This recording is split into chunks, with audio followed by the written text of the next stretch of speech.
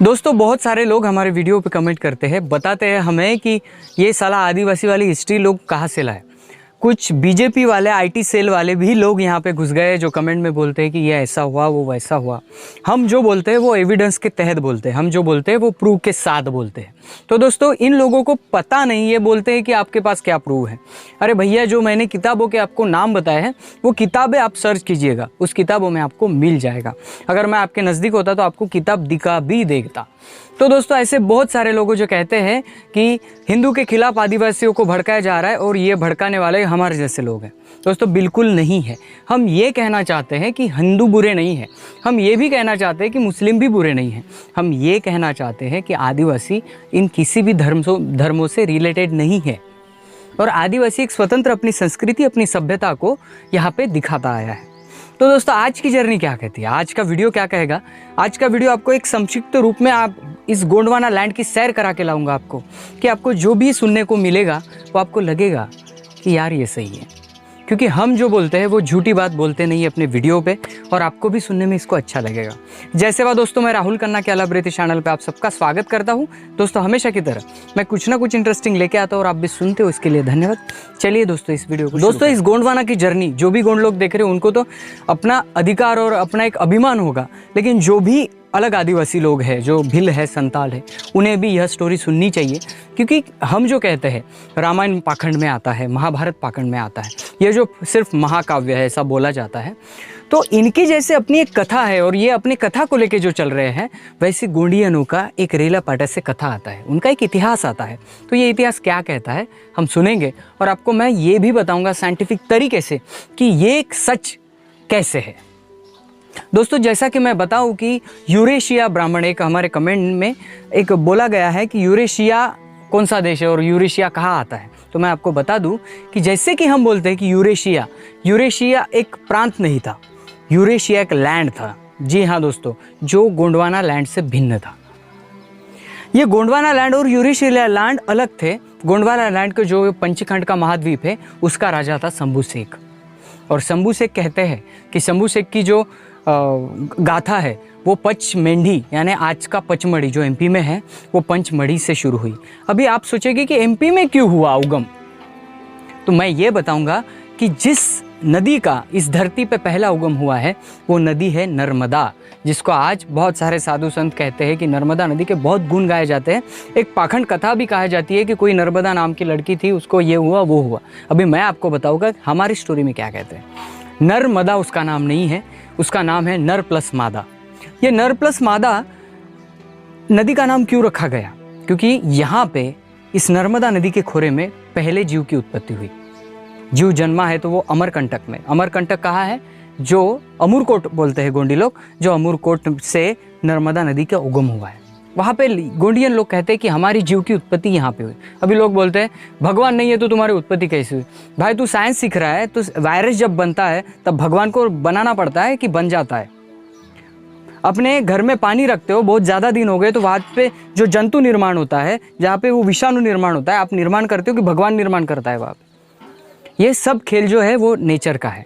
तो नेचर के द्वारा जहाँ पे जो हम विज्ञान देखते हैं कि नहीं, बंदर से होमोसेपियन, सेपियन, गोरिल्ला से ऐसे ऐसे करके इंसान की उत्पत्ति हुई है। बहुत करोड़ों साल लगे होंगे, लेकिन उत्पत्ति तो हुई है। तो ऐसी उत्पत्ति नर्मदा नदी के खोरे में हुई है। जी हाँ दोस्तों, नर्मदा नदी से इसका उगम हुआ। फिर ये लोग शिकार करने, अश्मयुगीन, पाषाण युगी, ये सब जो काल है, हम सतयुग, द्वापर युग को नहीं मानते। हम ये मानते हैं कि अश्मयुग था, पाषाण युग था, धातु युग था। ये युगों में इंसान चलते आया है और चलते चलते उसका गोंदोला यानी समूह बना के वो रहने लगा। यानी इस धरती पर पहले रहने वाला आदिवासी अगर है तो वो आदिवासी है। तो फिर ये रहने लगा, फिर गांव का निर्माण हुआ, शहरों का निर्माण हुआ। काम के वजह से अपनी जात धर्म निकलते गए और जो भी एसटी, एससी, ओबीसी माइनॉरिटी में आते हैं वो सभी यहाँ के मूल निवासी कहे जाते हैं इसी कंसेप्ट पे। और लोग कहते हैं कि आज एससी इंसान, ओबीसी इंसान भी कहता है कि मैं मूल निवासी हूँ। यही कंसेप्ट है कि इसी धरोहर से सब माइनॉरिटी बनते गए। फिर हम इन लोगों को जो 4 वर्ण बनाए हैं, ब्रह्मा के यहाँ से वहाँ से जो 4 वर्ण बनाए हैं, इन लोगों को हम मूल निवासी क्यों नहीं कहते? क्योंकि इन लोगों का और बहुत सारे इतिहासकारों का मानना ये है कि ये लोग गोंडवाना लैंड के है ही नहीं। ये कहीं तो भी जो गोंडवाना लैंड के बाजू का जो खंड था यूरेशिया, वो यहाँ से आया है। तो दोस्तों ये तो हुआ यूरेशिया का। आपको मैं गोंडी की एक कथा बता दूं, जिस कथा के अनुसार मैं बिल्कुल हाईलाइट दूंगा, तो आपको बिल्कुल संक्षिप्त में नहीं बताऊंगा, लेकिन इस वीडियो में आप समझ जाओगे ये आया कहाँ से। गोंडी लोग आज इतना गोंडवाना गोंडवाना कहते हैं तो क्या है। फिर यहाँ पे लैंड था गोंडवाना, यहाँ पे पंचकंठ धरती पे जो है, कौन है, शंभू शेख यहाँ के राजा थे। शंभू शेख मैंने बताया कि 88 शंभू शेख होके गए, यानी राजा वो करते थे। दूसरी बात, शंभू शेख होने के बावजूद यहाँ पे कोई दूसरों का आक्रमण नहीं हुआ और आक्रमण शंभू शेख होने भी नहीं देते थे। ये अलग रहा मैटर। किसी को लगता है कि कुपारलिंगो कौन है, किसी को लगता है कि शंभू शेख कौन है, किसी को लगता है कि रायतार जंगो कौन है, किसी को लगता है कि जो हमारी काली कंकाली है वो कौन है। तो मैं आपको धीरे धीरे सब स्टोरी बताऊंगा। आपको एक मालूम है कि रायतार जंगो का आश्रम परमदुली कोट ये वहाँ पे था। कली कंकाली जब अब उसको घर से निकाल दिया गया, या कली कंकाली घर से निकल गई, उसको कलंकिनी बोल के जाने लगा, तो परमदुली कोट यहाँ पे गई। कली कंकाली और रायतार जंगो मिल के जो जहाँ पे बच्चे थे वो 33 बच्चों को संभालने लगी थी, और 33 बच्चे घूमते घूमते कोयली कचारगढ़ गुफा के तरफ चले गए। वहाँ पे थे शंभू शेख के, और गौरा को देखने के बाद वो बच्चे खेलने लगे, कूदने लगे, गौरा को तकलीफ देने लगे। इसका गुस्सा शंभू शेख ने उन बच्चों पर निकाला और उन 33 बच्चों को उस गुफा में बंद किया। गुफा में बंद करने के बाद कुछ सालों बाद रायतार जंगो और कली कंकाली ये दोनों अपने बच्चे को ढूंढने के लिए गए। वहाँ पे देखे तो शंभू शेख ने बताया कि मैंने तो बंद कर दिया, अभी मेरा गुस्सा भी ठंडा हो गया, लेकिन वो गुफा को कोई खोल नहीं सकता, गुफा को खोलने वाला कोई अलग आदमी होगा। फिर रायतार जंगो और कली कंकाली एक ऐसे आदमी की खोज करने लगे जो महापुरुष हो, जो खोल सके, और उस खोज करते करते उन्हें मिले पाहंदीपरी कुपारलिंगो ने बताया कि मैं तो खोल सकता हूँ, लेकिन मैं भी थोड़ा सा असक्षम हूँ। तो इसलिए बुलाया गया कुपारलिंगो के गुरु हीरासुका पाटालीर को, जो धन्ने गांव के स्थित है।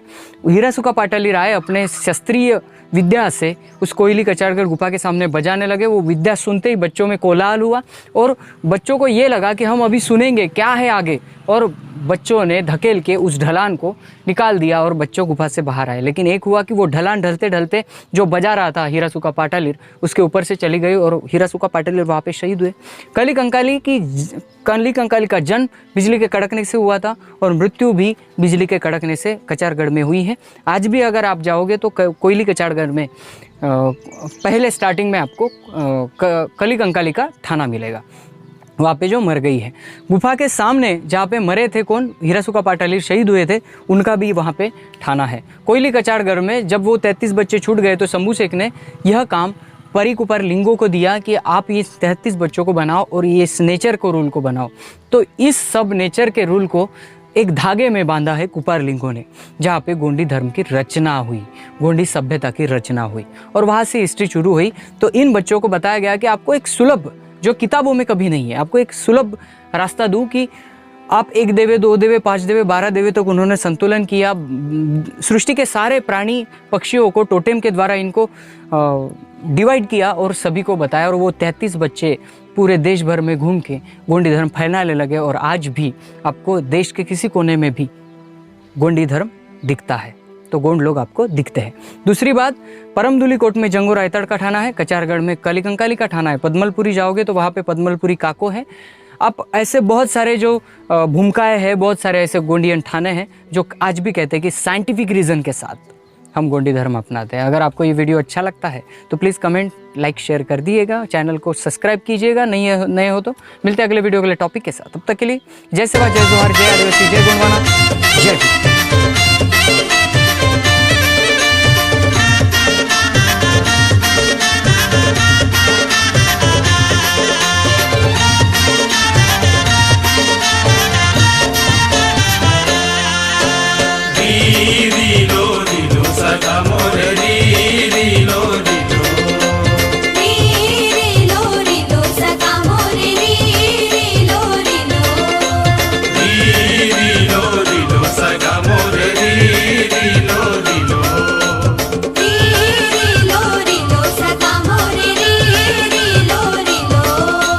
हाथला उठा के जैसे वा बोलो,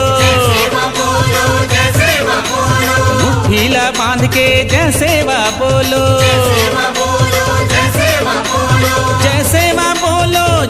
वा बोलो, री लो सगा मोरे, री लो